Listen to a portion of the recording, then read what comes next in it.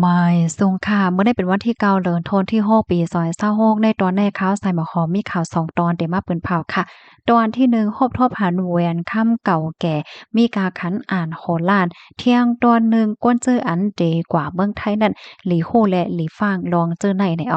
อนตั้งเปิ้นได้ก็เข้ามาถ่อมด้วยข่าวโหในออนตั้งค่ะเมื่อวันที่8เดือนธันวาคมปี2026ในมีข่าวเงาออกมาว่ามีคนพบทบหัน แหวนค่ำเมื่อปานโรมันแต่เรียกว่าเป็นแหวนค่ำอันหาหยาบเฮ็ดจังไหนได้ก็ฮอบทบหันเมื่อพ่วงตีเอาตั้งเครื่องเสียวก็กดทัดด้วยเหล็กโลหะในปื้นตีเวงอันมินสเตอร์เมืองอังกฤษค่ะแหวนค่ำอันในน้ำหนักมี48กรัมค่ะแต่เลยว่าเป็นรองฮบที่อันยามีมาสิบอกในปืนวานเมืองไหน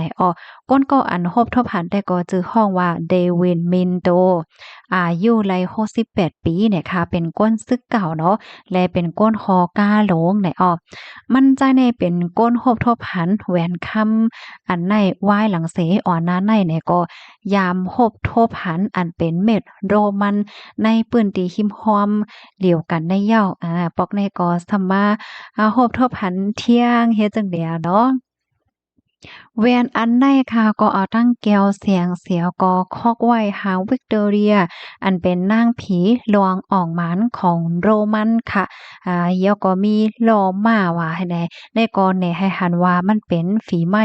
ลายมือของลักษมาเมอปานนั่นจังไหนจอมหนังปักเปิงหมายมีของเมืองอิงเกฤษยาวค่ะผู้ไลภัยเสมว่าสังว่าโฮบทบหันโคโปยเก่าแก่ประว่าในจึงเตไลป่องเลี้ยงปันฝ่ายภูมิพลพรเขากำเหลียวในข่าวอ่อนตั้งดีฝ่ายโคโปยเขาฝ่ายภูมิพลพรเขาได้ติดต่อกับสืบมาและเจ้าในในโปรแกรมในค่ะแหวนอันใดในเนี่ยก็อยู่ดีมูลนิธิฟองเดชันอันรักษาโคป่วยเจิงจ้านวันตกเนี่ยค่ะก็มาซื้อเอาในกาขัน78,000เหงปลาย10ปอนด์ค่ะอำนั้นตกเงินไทยเดเป็นอยู่3.5ล้านบาทในเงินรางวัลอันใดค่ะก็แม่งปันเจ้าตีหลินและดังก็เด่นฮอบทอมยาในหนังเพ่งเป้งในอันเป็นเควินมินโตเนี่ยค่ะเขาก็เล่าว่าเงินอันที่เขาไล่ส่วนแบ่งมาในมันก็ส่วนว่าน้ำนั่นน่ะเนาะเขาเนี่ยก็จ้างเอากว่าทรายนีไลนีเฮิรนเฮ็ดจั่งใดคะก็เป็นอันโหมโจ้มๆค่ะเนาะท่องข่าวอ่านข่าวเนี่ยก็ตื่นเต้นหลีหนาเลยค่ะ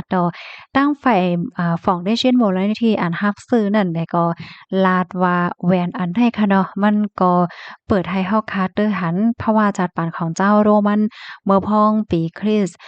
2ปาก86ถึง2ปาก96นั่นเฮ็ดจั่งใด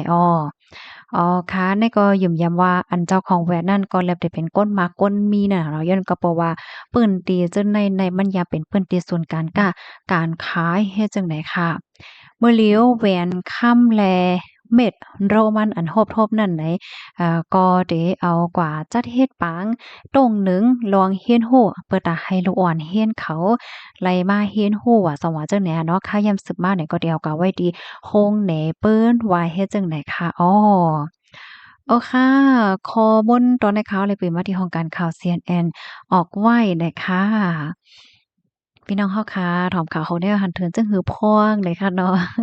ขมจ้มๆกันนะก้นตีอันครบถ้วนผ่านอันใดเลยค่ะลูกดีข่าวง่าโหนได้เสิแลกำได้เฮาค่ะมารับถมโดยตั้งฮู้ตั้งหันก็ว่าได้ค่ะเนาะอันใดๆก็อยู่ที่ข่าวใส่หมอหอมไข่ย้อน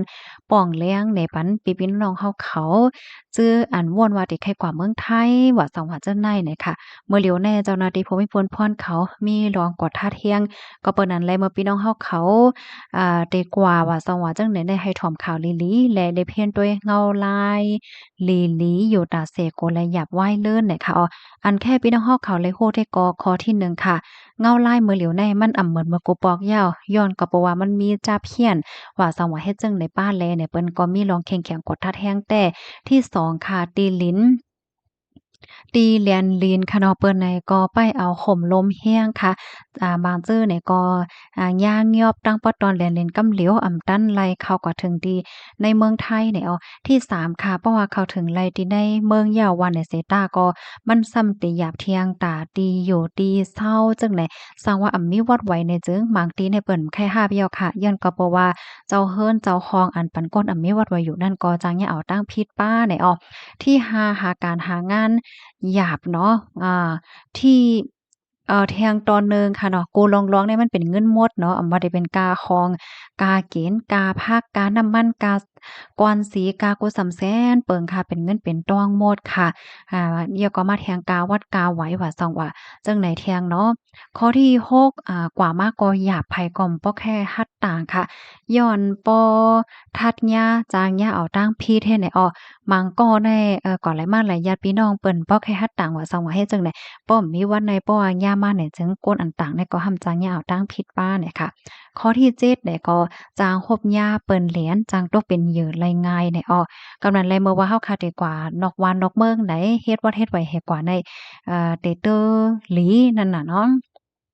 ป้อมใจจังนั้นแต่ก็มัน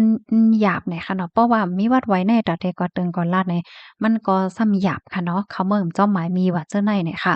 บางเจ้าในขายสวนขายหน้าสีเฮ็ดกาตังกว่าเสียเงินเสียงตองค่ะเพราะว่ามาถึงยาวซ้ำมีการเฮ็ดอยู่ก็หยาบเนาะทบลองตั้งอย่าเผิดเทียงเดเฮ็ดให้พี่น้องเฮาเขานั่นหยาบเหี่ยวหยาบเทียงสืบอยู่ก็หยาบเดพอขึ้นก็จากมาก็ในขายโกลองเส กว่าเมืองไทยจังได๋ค่ะเนาะกำนั้นแหละนะเฮอพี่น้องเฮาเขาซัมบ่ได้จังไรรับรู้เฮเนาะทบตั้งหยับเพิ่นว่าสว่าจังไหนก็แค่ย้อนมาป้องเลี้ยงปันพี่น้องเฮาค่ะจังหนังในเนี่ยค่ะจังหนังว่านั่นยาวค่ะเมื่อเหลียวในตาอยู่ตากินก็สำเซ็นเปิงมันเป็นเงินโมดเฮ็ดจังเนี่ยเนาะค่ะพี่น้องเขารับถอมยาวหันถึงจังหือพองตอนตาพี่ๆน้องๆเฮาเขาที่อันอยู่เศร้าไว้ที่ในเมืองไทยเนี่ยค่ะเนาะเป็นจังหือพอง ใครในตัวทบเจ้าเก่าไล่เนี่ยค่ะบางป้อมังไลในพี่น้องคนเมืองใต้เฮาเนาะเพราะว่าด้วยก้นกว่าเมืองไทยเนี่ยก็เตด้วยตีมือเปิ้นก่อนแหละเปิ้นก็ถ่ายแคบหางหลีหางงามแฮวก็ต่างแนวว่าสังว่าเฮ็ดจังได๋กุ้ยแหนกุ้ยก็ว่าลองอยู่ลองกินแน่แค่พังอันพี่น้องคหันอยู่มื้อเหลียวแน่เป็นที่อยู่ที่กินพี่น้องแห่งการกำพองเฮ็ดจังได๋คะว่านั่นนะแต่ได้แลเงินมาก็ง่ายหน่อยค่ะเนาะเพราะว่าแลเงินมาก็กาคองหว่ากา น้ำว่ากาหมักไหม้ว่ากาพะเยอนางเขียวกาเขากาผักกูสำคัญเบิ่งมันเป็นเงินหมดอะค่ะกูก็เพราะว่าอยู่ที่เฮิรนไหนได้ก็พะเยอนางเขียวในพกเอาในยามแลซื้อค่ะเนาะบอกว่าก็เพราะว่าอยู่ที่เฮิรนเจ้าเก่าได้ก็ไรเหตุการณ์10วัน20วันไหนก็มันก็ห่ำจังอยู่ในอยู่ดอกแกน่ะว่าเพราะว่าอยู่เมืองไทยว่าเฮาว่าเพราะว่าไรเหตุการณ์มีเงินเข้าในแต่ที่อยู่ในมันก็ยากเนี่ยค่ะเนาะย้อนว่าก็สำแสนเปิงในเป็นเงินเป็นทองหมดว่าไหนค่ะยินโจมพี่น้องค่ะกูก็ที่รับถอมปันแห้งค่ะย้อนให้อยู่ได้กินวางในรอยเพศกันค่ะไม่ทรงค่ะ